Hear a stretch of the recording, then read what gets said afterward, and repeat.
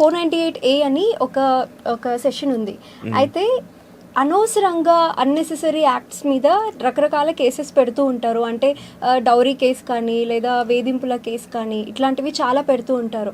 Husband మీద పెడతారు, husband వాళ్ళ మదర్ మీద, పాపం హస్బెండ్ వాళ్ళ సిస్టర్ ఇక్కడ ఉండకపోయినా తన మీద కూడా ఏదో కేసు పెడుతూ ఉంటారు.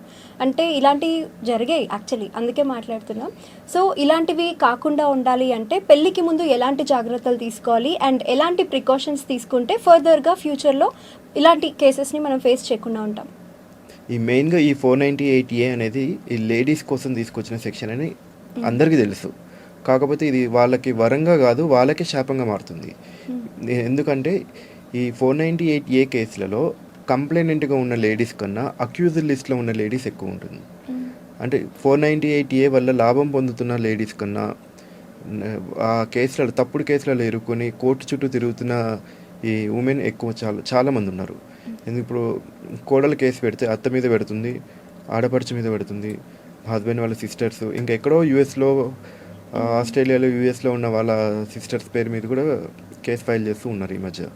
సో ఇది నేను చెప్పేది ఏంటంటే ఈ అక్యూజ్డ్ లిస్ట్లో ఉన్న లేడీస్ ఎక్కువ ఉన్నారు. ఈ కంప్లైనెంట్గా ఉన్న లేడీస్ కన్నా అక్యూజ్డ్ లిస్ట్లో ఉన్న లేడీస్ ఎక్కువ ఉన్నారు. సో 498A వల్ల లాభం పొందుతున్న ఉమెన్ కన్నా దానివల్ల హెరాస్మెంట్, ఆ సెక్షన్ వల్ల హెరాస్మెంట్కి గురైన లేడీస్ చాలామంది ఉన్నారు. అది కూడా ఫాల్స్ కేసులు పెడుతూ తప్పుడు కేసులలో కోర్టు చుట్టూ తిరిగి, మరి పెద్దవాళ్ళు అయితే వాళ్ళు షుగరు బీపీలు తెచ్చుకోవటం, మెంటల్ ఎగోనీతోటి హెల్త్ ప్రాబ్లమ్స్ తెచ్చుకోవటం ఇలాంటివి చూస్తూ ఉన్నాం జనరల్గా. ఒకప్పుడైతే ఈ సెక్షన్ చాలా సివియర్గా ఉండేది, కానీ ఇప్పుడైతే ప్రజెంట్ అయితే అరెస్ట్ లేదు దీనిలో.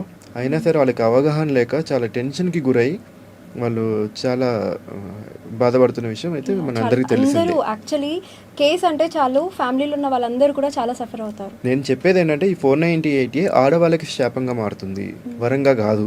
కంప్లైనెంట్స్ కన్నా ఈ 498Aలో బాధపడుతున్న లేడీసే చాలా ఎక్కువ మంది ఉన్నారు. అదిగాక ఇంకొకటి మీరు అడిగింది ఏంటంటే ఇలాంటి కేసెస్లలో ఇలాంటి తప్పుడు కేసులు పెట్టుకోకుండా ఉండాలంటే అసలు ఏం చేయాలి అని మీరు అడిగారు. ఇది చాలా మంచి క్వశ్చన్ అండి. దీనికి ఏంటంటే పెళ్ళికి ముందే మనం ప్రీ మ్యారిటల్ అగ్రిమెంట్ అని ఒకటి ఉంటుందండి. Pre marital agreement and pre marital counselling, ఇవి రెండు తీసుకున్నట్లయితే పెళ్ళికి ముందే ఇరుపక్షాలు కూర్చొని అసలు ఏంటి పెళ్ళి, ఎవరెవరు ఏమనుకుంటున్నారు, ఏమేమి గిఫ్ట్లు వాళ్ళు ఇష్టపూర్వకంగా ఎక్స్చేంజ్ చేసుకుంటున్నారు, ఎలాంటి దౌరికి ఏమైనా డిమాండ్ ఉందా, డిమాండ్ లేదు, ఏమిచ్చారు, వాళ్ళ కూతురికి ఏమైనా నగలిస్తే వాళ్ళు ఇష్టపూర్వకంగా ఇచ్చుకుంటున్నారు కదా, వీళ్ళ సైడ్ నుంచి ఎలాంటి డిమాండ్ లేదు కదా. సో ఇవన్నీ ఒక క్లాజెస్ అన్నీ చూసుకొని క్లియర్గా రాసుకొని ఆ ప్రీ మ్యారిటల్ అగ్రిమెంట్ రాసుకున్న తర్వాత మ్యారేజ్కి వెళ్తే ఫ్యూచర్లో మళ్ళీ కట్నం ఇచ్చామేమని చెప్పడానికి కూడా ఉండదు కదా. ఎలాంటి కట్నం ఇవ్వకుండా మేము మ్యారేజ్ చేసుకున్న తర్వాత మళ్ళీ కట్నం ఇచ్చాము మేము, వాళ్ళ కూతురికి ఇచ్చిన బంగారాన్ని కూడా అల్లుడికి ఇచ్చిన కట్నంగా చూపించుకుంటున్నారు ఈ మధ్య అయితే.